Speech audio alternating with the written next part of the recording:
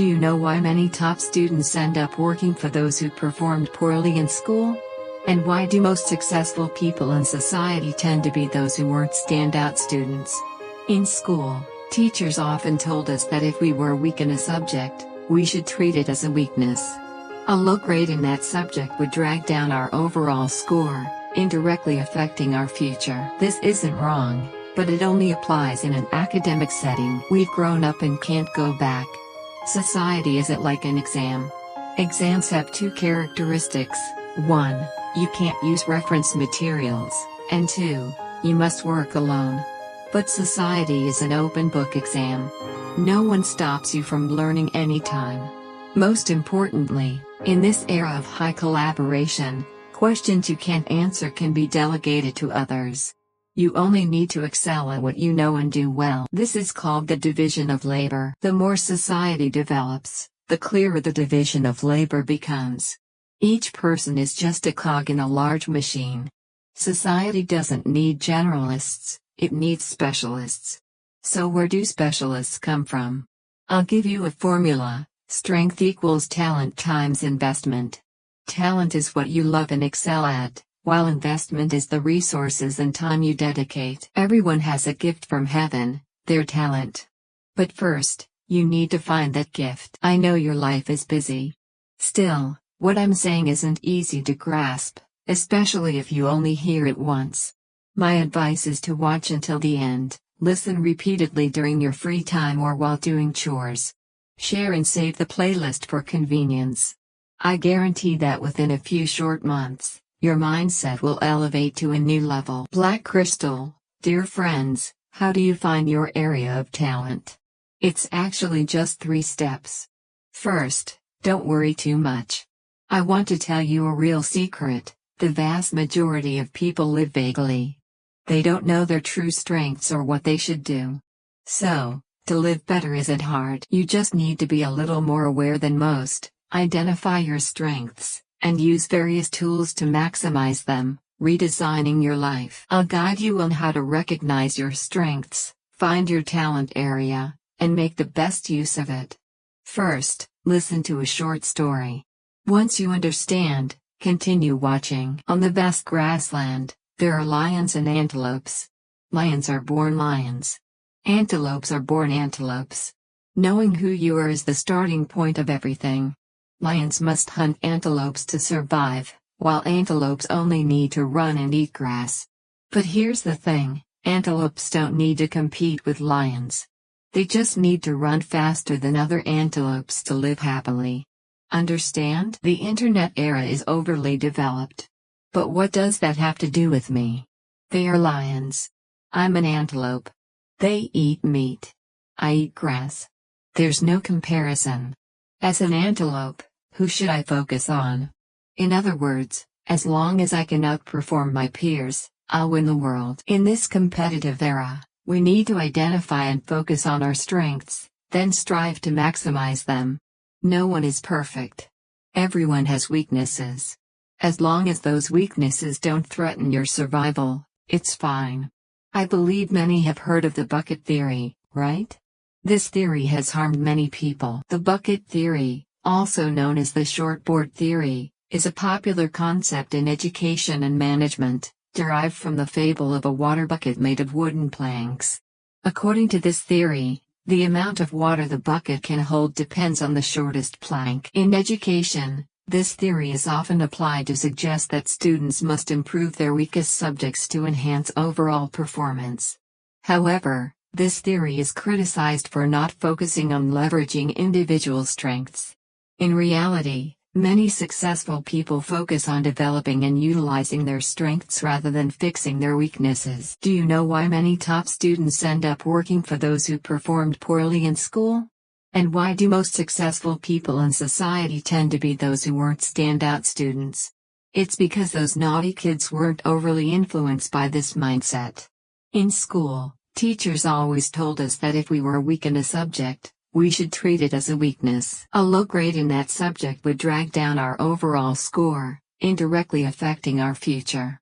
This isn't wrong, but it only applies in an academic setting. We've grown up and can't go back. Society isn't like an exam. Exams have two characteristics: 1, you can't use reference materials, and 2, you must work alone. But society is an open book exam.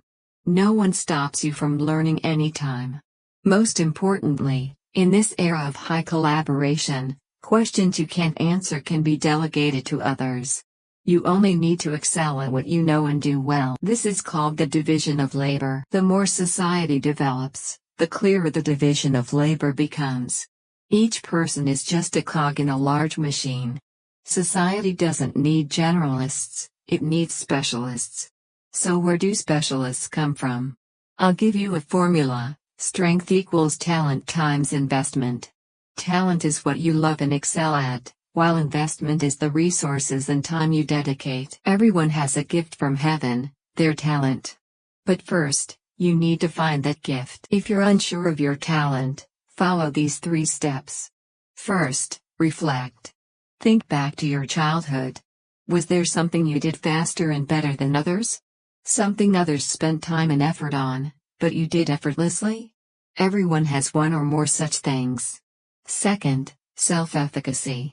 When you see someone doing something well, do you feel, I can do that too, maybe even better? This feeling is called self-efficacy. If you've experienced this, note it down immediately. This could be your unrecognized talent. Third, achievement and joy. Think about what gives you a sense of achievement and long-term joy. This natural motivation may come from your genes, brain structure, or upbringing. Whatever the reason, you'll find these tasks easier than others. After completing these 3 steps, spend half a day preparing a piece of paper and a pen. Write down 30 things you most want to do.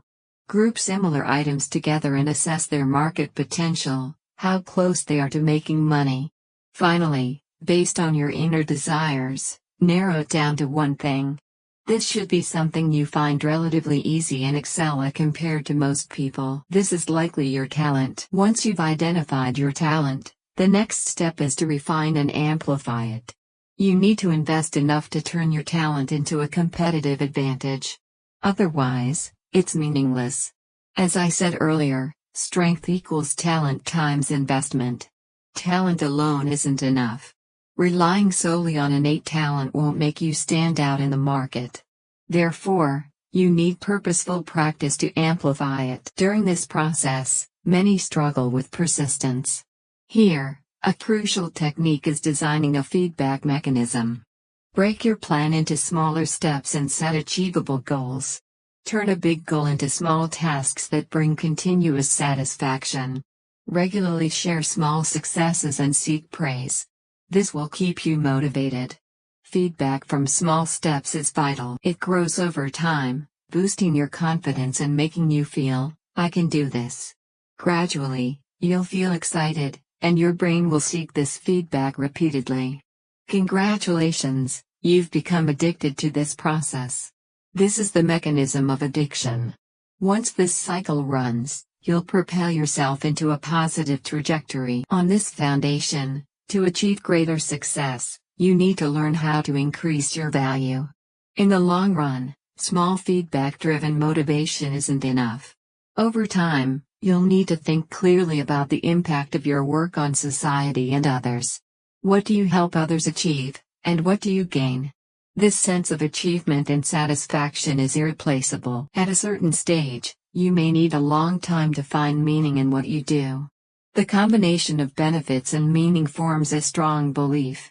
With this belief, you won't easily give up when facing difficulties or failures. To escape confusion, just do 2 things well: see the trend and recognize your advantage. Once you master this method, your goals will become clearer. All great people share one thing in common: they are long-termists, patient, and never in a hurry. They don't seek short-term opportunities or decisive moves. Instead, they take steady, sure steps forward. Patience is the key to success. Remember, slow is fast. As long as you choose the right direction, you can use time as leverage, find small advantages, repeat them, and accumulate success. This is the only rule for success. Great chess players don't have magical moves. Truly skilled players don't rely on miraculous moves. Instead, they make steady moves. These are the people who often win in the end. Truly skilled people are patient and cautious. They do things that seem slow but are very solid. They seize small advantages and eventually accumulate big wins. Understand that time is the decisive factor. The greatest sorrow of middle age isn't lacking money but realizing you could have had a lot more. One day, you realize those around you are more talented and hardworking. Only then do you sense the crisis and start worrying, seeking a way out. There are no shortcuts to success. In this hurried era, we crave success, are eager to achieve, and need opportunities for advancement. Many want a secret manual to become the best, but end up being deceived. There are two types of people most easily deceived: those who are greedy and those who are impatient for success. Time is an indispensable factor. Those who achieve little are often those who want to get rich quickly. But I tell you, only competing with time makes it hard for others to surpass you. Successful people understand how to use time to sharpen their competitive edge. Spend time accumulating and developing. Don't ask how to get rich quickly. If you're at the lowest level and extremely poor, don't ask others how to get rich quickly. Asking such foolish questions only shows you have no future. Remember the factor of time. Spend 10 years sharpening a sword. You can use time to refine your products, health, wisdom, and temperament. Don't seek quick opportunities. Many see others making money and ask if there's still a chance, but they never ask how long those people have been accumulating. Many want to rise quickly, but the result is immediate failure. Those who seek shortcuts bypass difficulties but also bypass the destination, drifting further away. Long-term thinking and accepting natural laws. There are no shortcuts. Even those who make money through opportunities and luck will panic when the opportunity passes. Therefore, not taking shortcuts is the fastest shortcut. What's hard to achieve is hard to lose. What's easy to achieve is easy to lose. Set your vision further. Think about who you'll become in 5 or 10 years, then decide what you must do today to achieve that. Take it step by step, and the results will come. Understand natural laws. Natural laws are about sowing and reaping. They never happen in the same season. Desperation breeds fighting spirit. Facing adversity, if one can surpass their limits, they can achieve extraordinary feats. Just like powerful water flowing from a high cliff creates a majestic waterfall. When people fall into despair, they can reach the peak of fear. But from that fear and despair, they can gradually move toward calmness, accept suffering, and seek breakthroughs. This is the moment for sacrifice. If the heart doesn't die, the path won't emerge. Desperation isn't the end but the beginning of spiritual awakening.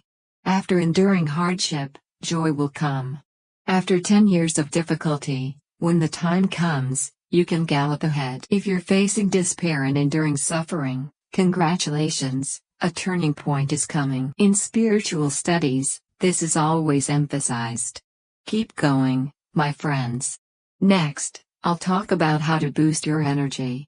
If you feel your state declining recently, making frequent mistakes, even your luck turning bad, feeling inexplicably sad, your energy field might be problematic. This sounds mystical and unmeasurable by scientific methods, but in reality, it always affects our lives. Some think it's due to poor mental state and start adjusting diet and sleep. But after trying everything, the situation doesn't improve. It feels like an invisible hand is holding you down. Don't worry, today I'll share how to improve your energy field, so you feel energized every day, attract like-minded people, and better things. There are 3 effective methods. First, manage your thoughts. A common cause of low energy is internal chaos. When we torment ourselves over past events, feeling regretful, sad, and self-blaming, energy is drained by these unchangeable things. What we need to do is live in the present. Eat when eating, sleep when sleeping, always focus on doing small things well at the moment. Let things pass. Allow everything to happen. Some can't control their thoughts and can't focus on the present. For those with this issue, I suggest doing simple, low-energy tasks like cleaning, jogging, playing ball, or sunbathing in the park. There's an interesting theory called the 20-minute park rule, which says spending 20 minutes daily in the park, even without exercise, just sunbathing, effectively improves your state. Second, spend more time with high-energy people. Have you noticed that energy can influence each other? When you're with high-energy people, it's like recharging. Conversely, some people are excellent at draining others' energy, those who constantly complain and radiate negativity. When you listen to them, you're pulled down too. Of course, it's not about ignoring friends, but when your energy is low, prioritize self-care first. Third, praise yourself and others. You should keep a gratitude journal.